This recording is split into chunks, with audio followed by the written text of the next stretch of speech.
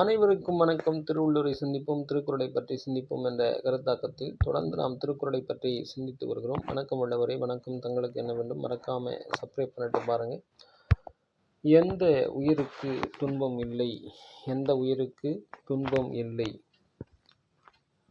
ஏதிலார் குற்றம் போல் தன் குற்றம் காண்பிற்பின் ஏதிலார் குற்றம் போல் தன் குற்றம் காண்பிற்பின் தீதுண்டு மன் உயிருக்கு.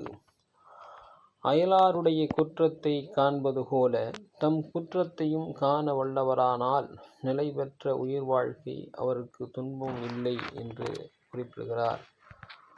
தன் குற்றத்தை அவர் ஆராய்ந்து அறிகின்றவருக்கே துன்பம் இல்லை என்பதை இங்கு வள்ளுவர் குறிப்பிடுகிறார். எனவே மீண்டும் சந்திப்போம், நல்லவற்றை சந்திப்போம். பிடித்திருந்தால் லைக் பண்ணுங்கள், ஷேர் பண்ணுங்கள், மறக்காமல் சப்ஸ்கிரைப் பண்ணிட்டு பாருங்கள். நன்றி, வணக்கம்.